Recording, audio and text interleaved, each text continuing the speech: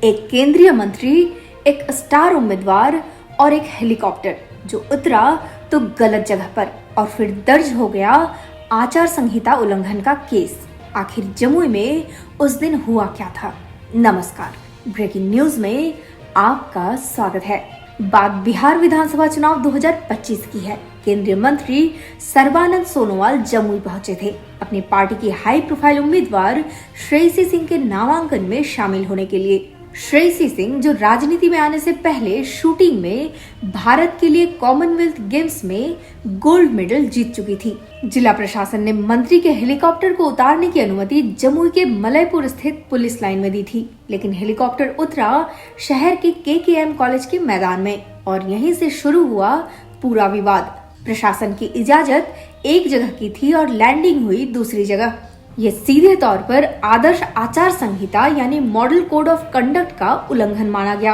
ये कोई संसद का बनाया कानून नहीं, बल्कि चुनाव आयोग के बनाए वो नियम हैं जो सभी पार्टियों की सहमति से बने हैं। इसका मकसद है सभी को चुनाव में बराबर का मौका देना। नियम साफ कहते हैं कि चुनाव प्रचार के लिए किसी भी सरकारी या शैक्षणिक संस्थान के परिसर का इस्तेमाल नहीं किया जा सकता जब तक कि विशेष अनुमति ना हो। लेकिन केस केंद्रीय मंत्री या उम्मीदवार पर नहीं, बल्कि कार्यक्रम के आयोजक भाजपा के जिला महामंत्री ब्रिजनंदन सिंह पर हुआ। चुनावी नियमों के तहत परमिशन की शर्तों को पूरा करने की जिम्मेदारी आयोजक की ही होती है। जिसने अनुमति मांगी, जवाबदेही भी उसी की तय होती है। ये घटना दिखाती है कि भारत के चुनावी लोकतंत्र में नियम कितने महत्वपूर्ण हैं और कैसे एक स्थानीय अधिकारी भी निष्पक्ष चुनाव सुनिश्चित करने के लिए शक्तिशाली लोगों के खिलाफ कार्रवाई कर सकता है। आदर्श आचार संहिता चुनाव प्रक्रिया की निष्पक्षता और पारदर्शिता बनाए रखने के लिए लागू की जाती है। किसी भी मंत्री या राजनीतिक दल द्वारा इसके उल्लंघन को गंभीरता से देखा जाता है।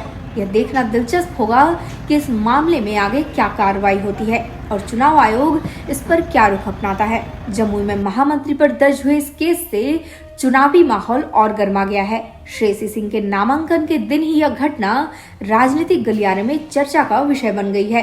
इस खबर से जुड़े हर अपडेट पर हमारी नजर बनी रहेगी। देखते रहिए ब्रेकिंग न्यूज। धन्यवाद। आज आप नॉमिनेशन में आए, सर क्या कुछ कहेंगे सर? मुझे अरे भाई तो अपने पकड़े जमुई कॉन्स्टिट्यूएंसी की जनता की जो उत्साह मैंने देखी,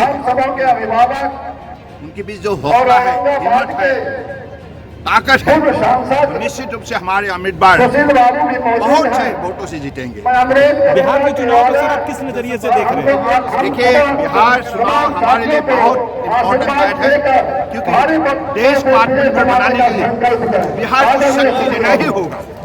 बिहार का जनता का पास वो शक्ति है जिस शक्ति में अगर हम सरकार अपने कार्यक्रम के जरिए उनको मदद करे तो निश्चित रूप से भारत को विकसित भारत बनाने के सिलसिले में बिहार प्रमुख भूमिका ले सकता है।